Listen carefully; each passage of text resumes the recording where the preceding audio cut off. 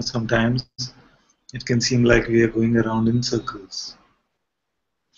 Because we start the spiritual journey and we go around a circle and say, I'm still, nothing happened. I'm still there. You see? Then again, okay, this time, better, run faster, better, stronger. And then again, now, back to the same thing.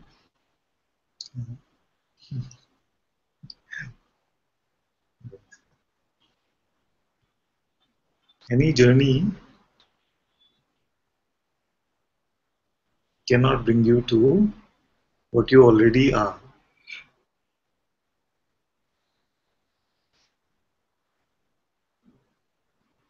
Sometimes it appears that this journey is undertaken, but the discovery at the end always is that I have always been this.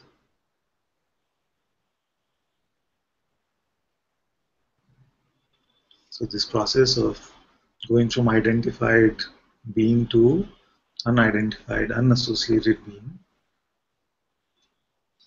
can happen. The truth about what we are remains unchanged throughout all of this.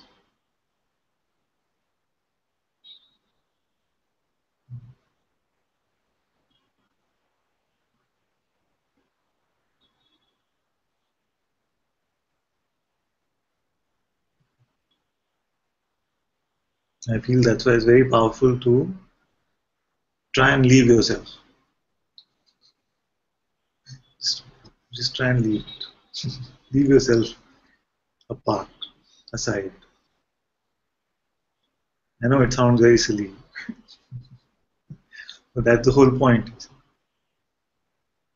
That to leave yourself is not possible. And if to leave yourself is not possible, then how can you find yourself?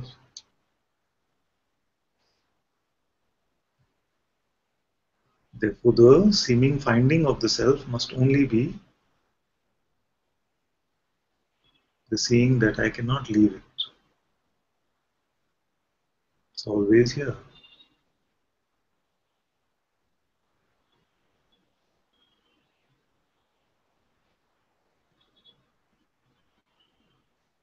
Yogan says, Guruji, I am here, always here. Where is God? This I am is God. Why am I not able to feel her presence? You are. Because you say, I am here.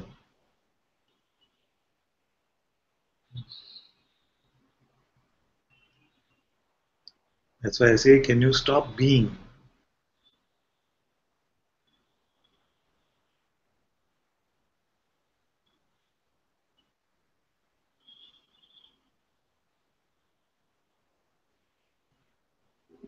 Here, when we refer to God, we are talking about consciousness.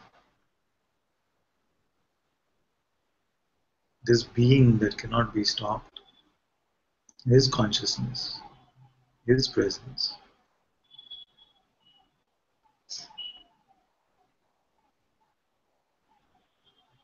It is your own presence. You cannot say, I am here without first experiencing God. Then you say, but I don't feel like God. I always feel like there is something missing. How does the mind know what God must feel like?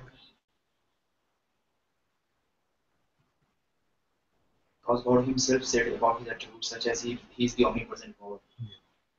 So where is the being not there?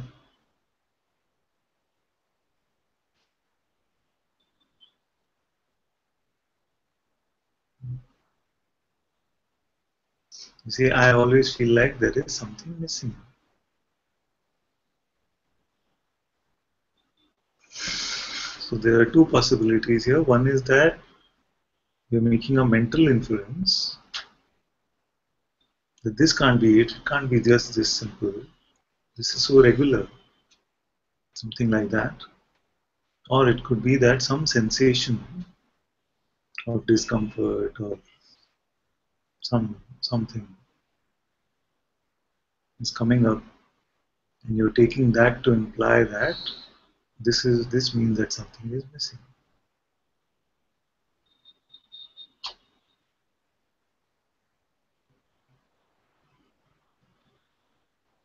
But as you get closer into the examination of your own being, your own presence,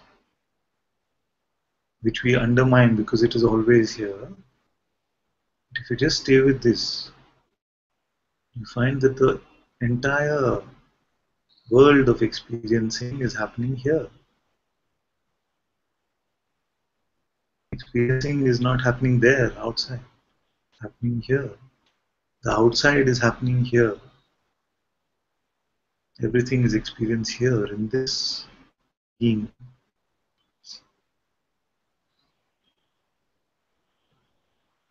And then you can say that only this being exists. Phenomenally, only this being exists. So I say God is all there is. Without being, there is no world.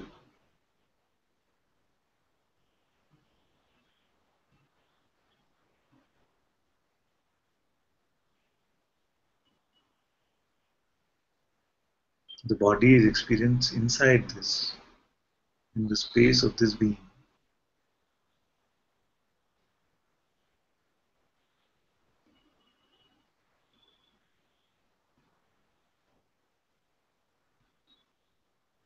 And some of you have asked that it seems like this being is constricted by the body. We just check again and see where the body sensations are arising. We experience the body only as some sensations.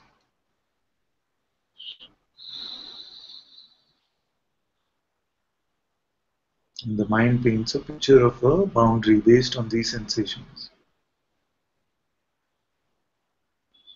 But these sensations are coming in the infinite spaciousness of being.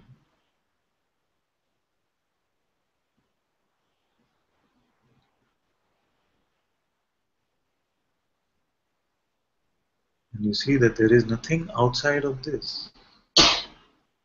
You've been trying to find this on the outside, but actually everything has been inside this I am.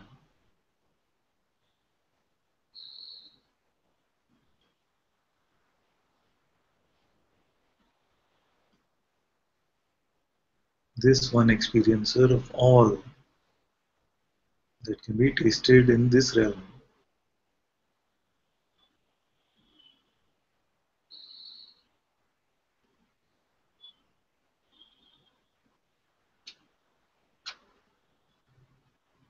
This one light, in the light of which this entire dance appears and disappears.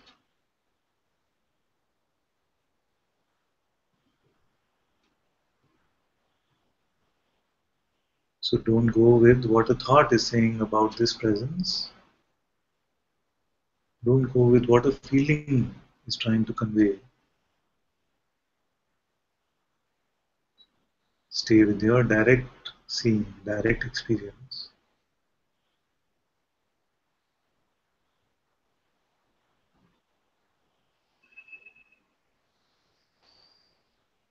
And to see this itself is freedom enough. But one day, you might say that I witness even this presence.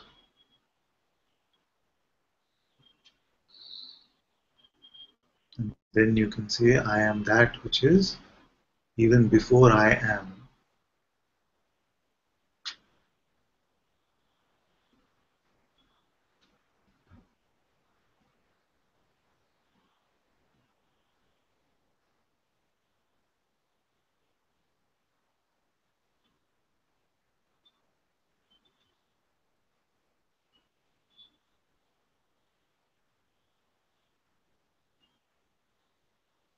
You say God might feel like me feeling whole and complete, maybe.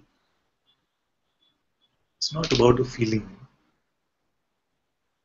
And you let this being remain unassociated you will find that all feelings are coming in service to this being. All the love, peace, joy, contentment, but not the other way around. If it's still there, we are still hoping that some state will come, then that itself is personal. You see, then being cannot be unassociated.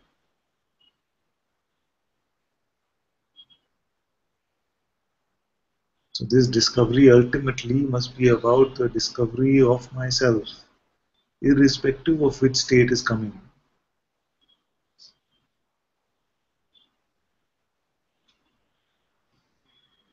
And then you will truly not be concerned by states also. I know it sounds horrible to the mind, but here if there is never any joy felt after this, there is no concern about it.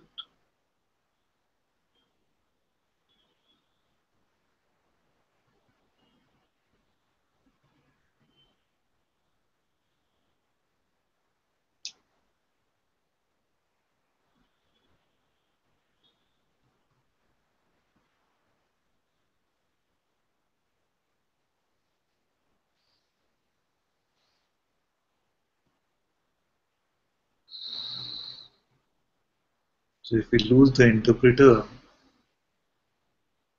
which is interpreting everything, saying this should be like this should be like that, this is what I know things should be like,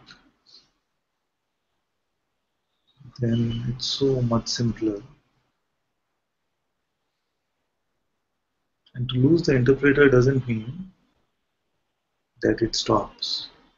It only means that we stop listening, we stop believing.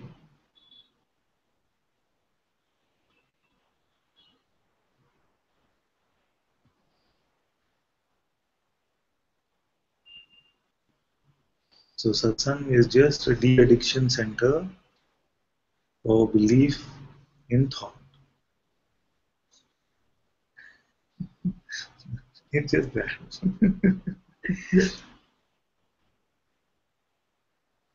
You might make it something very fancy and like this. The key point, the only trouble is just our belief in these concepts. And we are habituated, we are addicted to the mind. So satsang gives you that taste of presence. And in the taste of this presence, the mind doesn't seem as tempting as it used to. And you find it easier to let it go.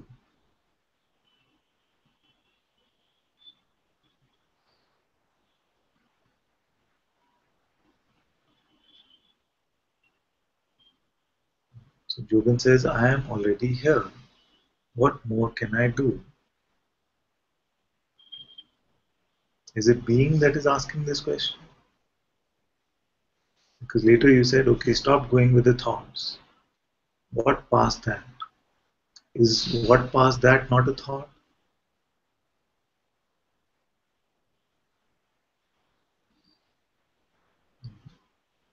This is sticky. Because something wants to come to some sort of a conclusion. It wants some end to this, and preferably a glorious end to the story.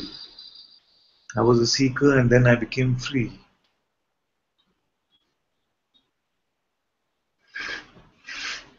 But would you be okay if this was it? No more story. This was the end of your biography. Nothing happened.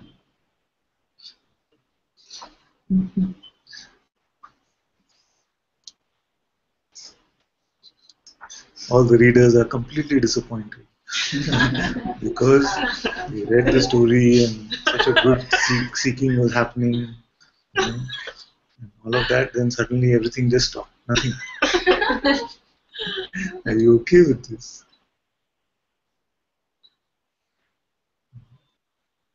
You must see what wants something to continue, the story to continue. What happens next? What is missing now? Except our ideas of what freedom should be.